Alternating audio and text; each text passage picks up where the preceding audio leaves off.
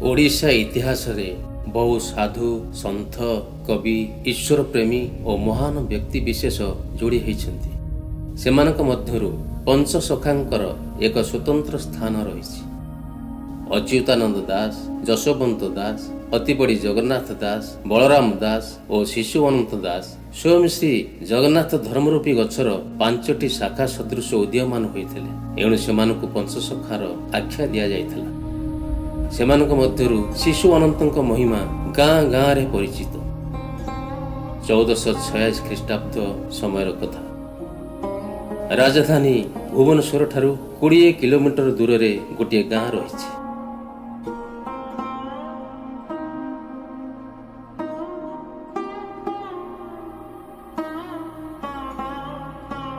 ଯାହା ବାଲିପାଟଣା ଶିଶୁ ମଠ ନାମରେ ସୁପରିଚିତ। ସେହି ଗାଁରେ ଜନ୍ମ ନିଅନ୍ତି ଜଗନ୍ନାଥ ପ୍ରେମୀ ଓ ଭବିଷ୍ୟତ ଦ୍ରଷ୍ଟା ଅନନ୍ତ ଦାସ।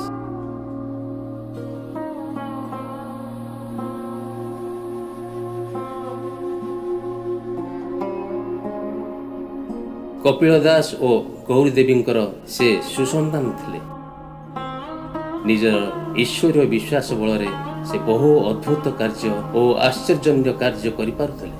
ଶିଶୁ ଅନନ୍ତ ଜଣେ ମହାନ ଯୋଗୀ, ଜ୍ଞାନୀ, ସାଧକ ଓ କବି ଥିଲେ। ଉଦୟ କାହାଣୀ ନାମକ ଗ୍ରନ୍ଥ ଅନୁଯାୟୀ ଶିଶୁ ଅନନ୍ତ ସୂର୍ଯ୍ୟ କୂଳରେ ବା ସୂର୍ଯ୍ୟ ବଂଶରେ ଜନ୍ମଗ୍ରହଣ କରିଥିଲେ। ଈଶ୍ୱର ଦାସଙ୍କର ଶ୍ରୀ ଚୈତନ୍ୟ ଭାଗବତ ଅନୁସାରେ ଏହି ମହାପୁରୁଷ କୋଣାର୍କରେ ଥିବା ସୂର୍ଯ୍ୟ ନାରାୟଣଙ୍କ ଠାରୁ ସ୍ୱପ୍ନାଦେଶ ପାଇଥିଲେ। ଏହି ଆଦେଶ ମୁତାବକ କୋଣାର୍କ ଠାରେ ସେ ଶ୍ରୀ ଚୈତନ୍ୟଙ୍କୁ ସାକ୍ଷାତ କରିଥିଲେ। ତାଙ୍କରି ଆଦେଶରେ ନିତ୍ୟାନନ୍ଦ ଅନନ୍ତ ଦାସଙ୍କୁ ବୈଷ୍ଣବ ଦୀକ୍ଷା ପ୍ରଦାନ କରିଥିଲେ। ଶୁଣାଯାଏ ସେତେବେଳେ ବାଲିପାଟଣା ପାଖରେ ଥିବା ଗୋଟେ ଛୋଟ ଗାଁରେ ପୀର ଖାଁ ନାମକ ଜଣେ ମୁସଲମାନ ରହୁଥିଲେ। ସେ ଅନେକ ଗୁଡ଼ିଏ ଗାଈ ଗୋରୁ ରଖିଥିଲେ। ଥରେ ତାଙ୍କ ଗାଈ ଗୋରୁମାନେ ଚରୁ ଚରୁ ଜଣେ ଚାଷୀର ବାଡ଼ିରେ ପଶି ତା ଆଖୁ କିଆରି ନଷ୍ଟ କରିଦେଲେ। ଏସବୁ ଦେଖି ଚାଷୀର ମନ ଭାରି କଷ୍ଟ ହେଲା। ସେ କରିଥିବା ପରିଶ୍ରମର ଫଳ ବୃଥା ଯିବାରୁ ନିମାପଡ଼ା ରାଜାଙ୍କ ଆଗରେ ଅଭିଯୋଗ କଲେ। ରାଜା ଘଟଣାର ତଦନ୍ତ ପାଇଁ ପୀର ଖାଁଙ୍କୁ ରାଜଦରବାରରେ ହାଜର ହେବାକୁ ଦୂତ ପଠାଇଲେ। ପୀର ରାଜଦରବାରରେ ଉପସ୍ଥିତ ହେବାକୁ ବାହାରି ପଡ଼ିଲେ। ବାଟରେ ଶିଶୁ ଅନନ୍ତଙ୍କୁ ଭେଟିଲେ। ଶିଶୁ ଅନନ୍ତ ନିଜ ଜନ୍ମସ୍ଥାନ ଶିଶୁ ମଠ ସାହିରେ ବସି ଦାନ୍ତ ଘଷୁଥିଲେ। ପୀରଙ୍କ ମନରେ ମହାତ୍ମାଙ୍କ ପ୍ରତି ଗଭୀର ଭକ୍ତି ଥିଲା। ସେ ନିଜର ପ୍ରଣାମ ଜ୍ଞାପନ କରି ନିଜର ଦୁଃଖକୁ ଶିଶୁ ଅନନ୍ତଙ୍କ ଆଗରେ ବ୍ୟକ୍ତ କଲେ। ସବୁ କଥା ଶୁଣିବା ପରେ ଶିଶୁ ଅନନ୍ତ ପୀରଙ୍କୁ ବଞ୍ଚାଇବା ଉଦ୍ଦେଶ୍ୟରେ ପୀରଙ୍କ ଗୁହାରିକୁ ସମ୍ମାନ ଜଣାଇ ସାକ୍ଷୀ ଦେବାକୁ ରାଜି ହୋଇଗଲେ। ଫଳରେ ପୀର ଟିକେ ଆଶ୍ୱସ୍ତ ଭାବରେ ରାଜ ଦରବାରରେ ହାଜର ହେଲେ। ମାତ୍ର ବିଚାର ସମୟରେ ସାକ୍ଷୀ ଅଭାବରୁ ସେ ଦୋଷୀ ସାବ୍ୟସ୍ତ ହେଲେ ଏବଂ ଦଣ୍ଡ ସ୍ୱରୂପ ରାଜା ତାଙ୍କର ବୁଢ଼ା ଆଙ୍ଗୁଠି କାଟିଦେବାକୁ ଆଦେଶ ଦେଲେ। ଠିକ୍ ଏତିକିବେଳେ ନିଜର ତପସ୍ୟା ଓ ଯୋଗ ବଳରେ ମହାତ୍ମା ଅନନ୍ତ ଗୋଟିଏ ଖଣ୍ଡିଆ ଘରର କାନ୍ଥରେ ବସି ଉଡ଼ି ଉଡ଼ି ଯାଇ ରାଜଦରବାରରେ ପହଞ୍ଚିଲେ। ତାଙ୍କର ଏପରି ଅଦ୍ଭୁତ ଅବତରଣ ପ୍ରକ୍ରିୟାରେ ସ୍ୱୟଂ ରାଜା ଓ ସେଠାରେ ଉପସ୍ଥିତ ଥିବା ରାଜକର୍ମଚାରୀମାନେ ତାଙ୍କ ଆସିବାର କାରଣ ପଚାରିଲେ। ତାପରେ ମହାପୁରୁଷ ଶିଶୁ ଅନନ୍ତ କହିଲେ, ମୁଁ ପୀର ଖାଁଙ୍କ ପାଇଁ ସାକ୍ଷୀ ଦେବାକୁ ଆସିଛି। ଶୁଣିବାକୁ ପାଇଲେ ମହାରାଜ ପୀର ଖାଁଙ୍କୁ ଦୋଷୀ ସାବ୍ୟସ୍ତ କରି ତାଙ୍କର ଆଙ୍ଗୁଠି କାଟିଦେବାକୁ ସ୍ଥିର କରିଛନ୍ତି। ମାତ୍ର ମୁଁ ତ ମୋର ଖଣ୍ଡିଆ କାନ୍ଥରେ ଉଡ଼ି ଉଡ଼ି ଆସିଲା ବେଳେ ଦେଖିଲି ଯେ ଅଭିଯୋଗ କରିଥିବା ଚାଷୀ ବାଡ଼ିରେ ଆଖୁ ଗଛ ଗୁଡ଼ାକ ଖୁବ୍ ସୁନ୍ଦର ଭାବରେ ବଢ଼ିଛି। ପୀର ଖାଁଙ୍କ ନାମରେ ଏପରି ମିଛ ଅଭିଯୋଗ କାହିଁକି କରୁଛନ୍ତି? ମୁଁ ତ କିଛି ବୁଝିପାରୁନି। କଥାଟିର ସତ୍ୟାସତ୍ୟ ଜାଣିବା ଉଦ୍ଦେଶ୍ୟରେ ରାଜା ତାଙ୍କ କର୍ମଚାରୀମାନଙ୍କୁ ତଦନ୍ତ ପାଇଁ ପଠାଇଲେ। ସେମାନେ ଯାଇ ଦେଖିଲେ ଆଖୁ ଗଛ ଗୁଡ଼ିକ ବେଶ ସଞ୍ଚନା ହୋଇ ବଢ଼ିଛି ଏବଂ ସେଥିରେ ଗାଈ ଗୋରୁଙ୍କର କୌଣସି ପାଦ ଚିହ୍ନ ମଧ୍ୟ ନାହିଁ। ଦୂତମାନେ ପ୍ରମାଣିକ ସତ୍ୟକୁ ରାଜାଙ୍କ ଆଗରେ ଉପସ୍ଥାପନ କଲେ। ରାଜା ଏସବୁ ଶୁଣି ବଡ଼ ଆଶ୍ଚର୍ଯ୍ୟ ହୋଇ ପଡ଼ିଲେ। ସେ ଅବବୋଧ ହେଲେ ଯେ ଶିଶୁ ଅନନ୍ତ ଜଣେ ସାମାନ୍ୟ ଲୋକ ନୁହନ୍ତି, ସେ ଜଣେ ଈଶ୍ୱର ଭକ୍ତ ଓ ସାଧକ ମଧ୍ୟ। ତାପରେ ଯାଇ ରାଜା ପୀର ଖାଁଙ୍କୁ ଦଣ୍ଡମୁକ୍ତ କଲେ। ପୀର ଖାଁ ବହୁତ ଖୁସି ହେଇ ଶିଶୁ ଅନନ୍ତକୁ ଗାଁ ଖଣ୍ଡେ ଦାନ କରିଥିଲେ, ଯାହା ଆଜି ପୀର ଖାଁ ପାଟଣା ନାମରେ ପରିଚିତ।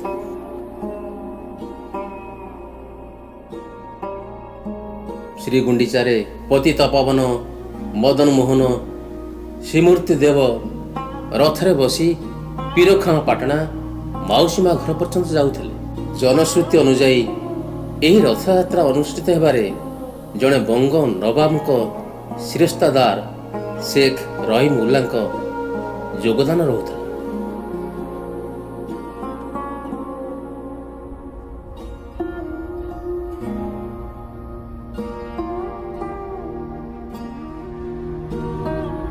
ଶିଶୁ ଅନନ୍ତ ଦାସଙ୍କର ସାଧନା ପୀଠ ହେଉଛି ଖଣ୍ଡଗିରି।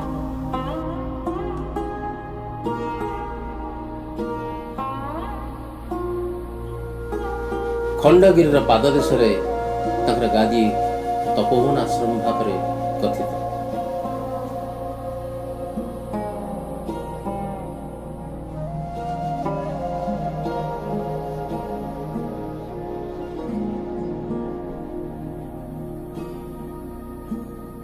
ସିଦ୍ଧ ବାରଙ୍ଗଙ୍କୁ ଶିଶୁ ଅନନ୍ତ ନିଜ ପ୍ରିୟ ଶିଷ୍ୟ ଭାବେ ଗ୍ରହଣ କରିଥିଲେ।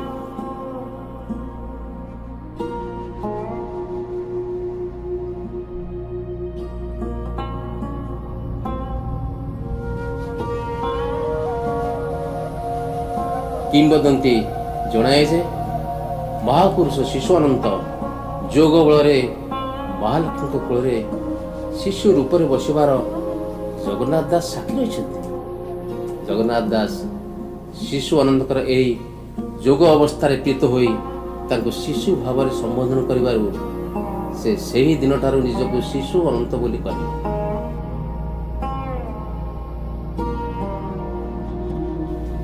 ଅନ୍ୟ ଏକ କିମ୍ବଦନ୍ତୀ ଅନୁଯାୟୀ ଭକ୍ତ ଜଗନ୍ନାଥ ଦାସ ଶ୍ରୀମନ୍ଦିର ବେଢ଼ାରେ ଓ ରାଣୀହଂସପୁରରେ ଭାଗବତ ବ୍ୟାଖ୍ୟା କରୁଥିବା ବେଳେ ବହୁ ପଣ୍ଡିତ ଈର୍ଷାନ୍ୱିତ ହୋଇ ଗଜପତି ମହାରାଜଙ୍କ ନିକଟରେ ଜଗନ୍ନାଥ ଦାସଙ୍କ ନାମରେ କଟୁ ମିଛ କଥା କହିବାକୁ ଲାଗିଲେ ଯେ ସେ ନାରୀମାନଙ୍କ ସହ ଗୁପ୍ତ ପ୍ରଣୟରେ ଲିପ୍ତ ରହୁଛନ୍ତି। ମାତ୍ର ଜଗନ୍ନାଥ ଦାସ ଏ କଥାକୁ ବି ସ୍ୱୀକାର କରି କହିଲେ, ମୁଁ ନାରୀଙ୍କ ସଙ୍ଗେ ନାରୀ, ପୁରୁଷଙ୍କ ସଙ୍ଗେ ପୁରୁଷ, ଏବଂ ଏ କଥା ସେ ରାଜ ଦରବାରରେ ପରୀକ୍ଷା କରିବା ପାଇଁ ବାହାରି ପଡ଼ିଲେ। ତାପରେ ସେ ପ୍ରଭୁ ଶ୍ରୀ ଜଗନ୍ନାଥଙ୍କୁ ମନେ ମନେ ସ୍ମରଣ କରି ନିଜକୁ ନାରୀ ରୂପରେ ରୂପାନ୍ତରିତ କରିନେଲେ। ତାଙ୍କୁ ସ୍ତ୍ରୀ ରୂପରେ ଦେଖି ସେଠାରେ ଉପସ୍ଥିତ ସମସ୍ତ ବ୍ୟକ୍ତି ବିଶେଷ ଆଶ୍ଚର୍ଯ୍ୟ ହୋଇଗଲେ। ନାରୀ ରୂପୀ ଜଗନ୍ନାଥ ଦାସଙ୍କର ସ୍ତନରୁ କ୍ଷୀର ସ୍ରବିଲା ଓ ଅନବରତ ବହି ଚାଲିଲା। ସମସ୍ତେ ଚିନ୍ତିତ ଥିବା ଅବସ୍ଥାରେ ସେ କହିଲେ ଯେ କେହି ଯଦି ଶିଶୁ ମନରେ ତାଙ୍କ କୋଳରେ ବସି କ୍ଷୀର ପାନ କରିବ ତାହେଲେ ସେ କ୍ଷୀର ବନ୍ଦ।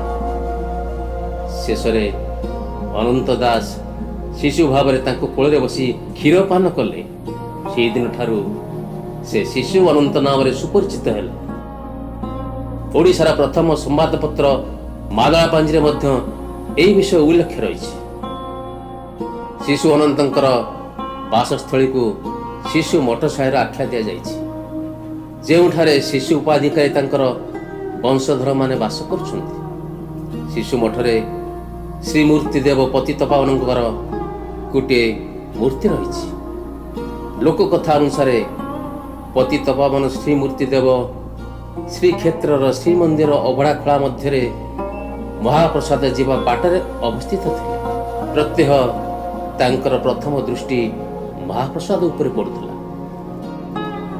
ଗଜପତି ମହାରାଜ ଶ୍ରୀ ଶ୍ରୀ ପ୍ରତାପରୁଦ୍ର ଦେବ ଶ୍ରୀ ଜଗନ୍ନାଥଙ୍କ ସ୍ୱପ୍ନାଦେଶ ଅନୁଯାୟୀ ଶ୍ରୀମୂର୍ତ୍ତିଙ୍କୁ ଶିଶୁ ଅନନ୍ତଙ୍କୁ ହସ୍ତାନ୍ତର କରିଥିଲେ। ପରେ ସେହି ମୂର୍ତ୍ତିକୁ ଶିଶୁ ମଠ ସାହିରେ ଏକ ମନ୍ଦିର ନିର୍ମାଣ କରି ସ୍ଥାପିତ କରାଇଥିଲେ। ସବୁଠାରୁ ବଡ଼ କଥା ହେଲା ଯେ 22 ପାହାଚରୁ ଗୋଟିଏ ପାହାଚ ଶିଶୁ ଅନନ୍ତଙ୍କର ଥିଲା। ପ୍ରତ୍ୟହ ଭୋଗହାଣ୍ଡି ବାଲିପାଟଣା ଶିଶୁ ମଠକୁ ଆସୁଥିଲା।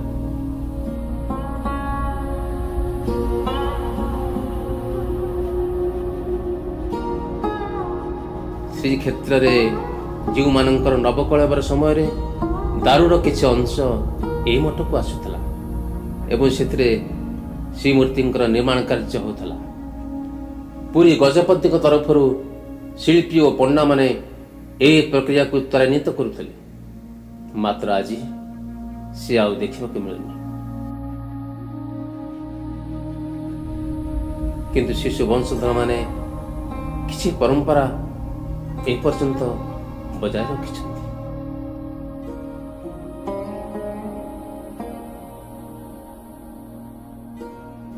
ଆଜିର ସମୟରେ ଶିଶୁ ବଂଶଧର 10 ଗୋଟି ପରିବାରରେ ବିଭକ୍ତ ହୋଇଛନ୍ତି। ମଦନ ମୋହନଙ୍କ ସେବା କରିବା ପାଇଁ ରାଜା ଶିଶୁ ବଂଶଧରମାନଙ୍କୁ ସମ୍ପତ୍ତି ପ୍ରଦାନ କରିଥିଲେ। ଶିଶୁ ଅନନ୍ତଙ୍କ ସମାଧିସ୍ଥଳ ଆଜି ଶିଶୁ ଅନନ୍ତଙ୍କ ଗାଦି ନାମରେ ପରିଚିତ। ସମାଧି ନିକଟରେ ରହିଛି ଶିଶୁ ବଂଶର ଶ୍ମଶାନ।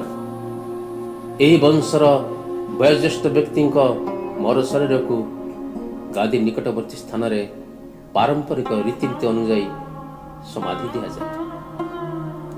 ମହାପୁରୁଷ ଅନନ୍ତ ଦାସ ସମାଧି ନେଲା ପରେ ଗାଦିକୁ ଜନସାଧାରଣଙ୍କ ଦ୍ୱାରା ରକ୍ଷଣାବେକ୍ଷଣ କରାଯିବାର ସଠିକ ତଥ୍ୟ ନାହିଁ, କିନ୍ତୁ କାଳକ୍ରମେ ତାହା କିଆ ବଣ ହୁଙ୍କା ଦ୍ୱାରା ଆଚ୍ଛାଦିତ ହୋଇଉଠିଲା। 1943ରୁ 44 ମସିହା ମଧ୍ୟରେ ନୟାହାଟ ପ୍ରାଚୀ ଗୁରୁ ଧର୍ମକ୍ଷେତ୍ରର ବାବା ଶ୍ରୀ ମଧୁସୂଦନ ଖଣ୍ଡଗିରି ଅଭିମୁଖେ ଭକ୍ତମାନଙ୍କ ସହ ଯାତ୍ରା କରୁଥିଲେ। ରାତି ହୋଇଯିବାରୁ ବନମାଳୀପୁରଠାରେ ରାତି ଯାପନ ପାଇଁ ନିଷ୍ପତ୍ତି ନେଲେ। ସେହିଦିନ ରାତିରେ ଶିଶୁ ଅନନ୍ତଙ୍କ ସ୍ୱପ୍ନାଦିଷ୍ଟ ହୋଇ ହଠାତ୍ ଚମକି ପଡ଼ିଲେ। ଶିଶୁ ଅନନ୍ତଙ୍କ ସମାଧିସ୍ଥଳର ଅବହେଳିତ ଅବସ୍ଥାର ଚିତ୍ର ସେ ଦର୍ଶାଇଥିଲେ ଓ ଉଦ୍ଧାର କାର୍ଯ୍ୟ ପାଇଁ ପ୍ରସ୍ତାବ ମଧ୍ୟ ଦେଲେ। ପରଦିନ ବାବା ନିଜର ଯାତ୍ରାରେ ବିରତି ଲଗାଇ ସ୍ୱପ୍ନରେ ଦେଖିଥିବା କୁଶଭଦ୍ରା ନଦୀ କୂଳର ସେହି ସ୍ଥାନରେ ପହଞ୍ଚିଥିଲେ ଏବଂ ପାଖ ଲୋକଙ୍କ ଦ୍ୱାରା କିଆବୁଦା ହଟାଇ ଜାଗାଟିକୁ ଚିହ୍ନଟ କଲେ। ସ୍ୱପ୍ନରେ ଦେଖିଥିବା ଚିତ୍ରକୁ ବାସ୍ତବରେ ରୂପାନ୍ତରିତ ହେବାରେ ଦେଖି ଉତ୍ଫୁଲ୍ଲିତ ହେବାରେ ଲାଗିଲେ।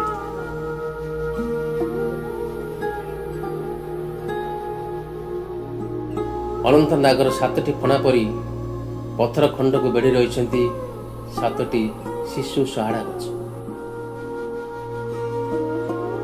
ପଥରଟିକୁ ସେଠି ହଟାଇ ଦିଆଯିବା ପରେ ତା ତଳୁ ଏକ ଅଦ୍ଭୁତ ପ୍ରକାରର କାଠି କଲମ ଉଦ୍ଧାର କରାଗଲା, ଯାହା ତାଙ୍କ ପ୍ରାଚୀ ପୀଠ ନୟାହାଟରେ ଅଦ୍ୟାବଧି ରହିଅଛି।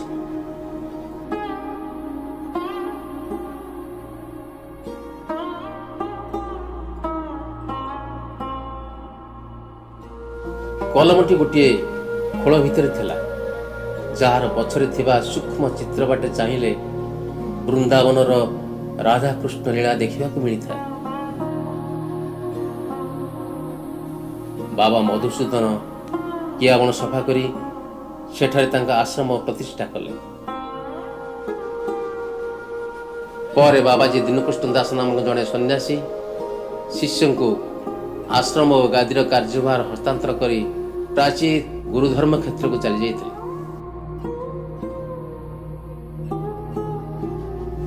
ମହାପୁରୁଷ ଶିଶୁ ଅନନ୍ତଙ୍କର ବର୍ଣ୍ଣିତ ଗ୍ରନ୍ଥ ଅପ୍ରକାଶିତ ହୋଇ ରହିଛି। ଉଦୟ ଭାଗବତ ବ୍ୟତୀତ ଶିଶୁ ଅନନ୍ତଙ୍କର ଗୁପ୍ତ ଟୀକା, ବୈଷ୍ଣବ ଆଚରଣ, ଶିଶୁ ମନ୍ତ୍ର ବିଚାର, ଅର୍ଥ ତାରିଣୀ, ପ୍ରଶ୍ନୋତ୍ତର, ଅଣାକାର ଶବଦ, ଭକ୍ତି ମୁକ୍ତିଦାୟକ ଗୀତା, ଚୁମ୍ବକ ମାଳିକା, ଭଜନ ତତ୍ତ୍ୱ, ମନ୍ତ୍ରୀ ଚନ୍ଦ୍ରିକା, ଗରୁଡ଼ କେଶବ ଚୌତିସା, ପିଣ୍ଡା ବ୍ରାହ୍ମଣ ଗୀତା ଓ ଠିକ୍ ବାଚ୍ୟର ଉଦୟ ବାଚ୍ୟର ପ୍ରଭୃତି ଅନେକ ଗ୍ରନ୍ଥ ଥିବାର ଜଣାପଡ଼େ। ଶିଶୁ ଅନନ୍ତ ଜ୍ଞାନର ଅଧିକାରୀ। ଶିଶୁ ଅନନ୍ତ ନିଜ ଭିତରେ ସଚ୍ଚିଦାନନ୍ଦଙ୍କ ସ୍ୱରୂପ ଅଟନ୍ତି। ଶିଶୁ ଅନନ୍ତ ଗାଦି ଉତ୍କଳର ସଂସ୍କୃତିକୁ ଅଧିକ ଗୌରବାନ୍ୱିତ କରିଛି। ବର୍ତ୍ତମାନ ଏହି ପୁଣ୍ୟ ସ୍ଥାନଟି ଓଡ଼ିଶା ପର୍ଯ୍ୟଟନର 300ତମ ପର୍ଯ୍ୟଟନ ସ୍ଥଳୀ ରୂପେ ପରିଗଣିତ ହେଲାଣି। ଦିନ ପରେ ଦିନ ବଢ଼ି ଚାଲିବ। ତା ସହ ମହାପୁରୁଷ ଶିଶୁ ଅନନ୍ତଙ୍କର ବାଲିପାଟଣା ସହ ଭାବପୂର୍ଣ୍ଣ ସମ୍ପର୍କ ଏକ ଅଦୃଶ୍ୟ ଡୋରିରେ ବାନ୍ଧି ହୋଇଯିବ ଏବଂ କାଳକ୍ରମେ ଶିଶୁ ଅନନ୍ତଙ୍କ ମହିମା ଚତୁଃପାର୍ଶ୍ୱରୁ ଭୂରି ଭୂରି ପ୍ରଶଂସା ସାଉଁଟିବ।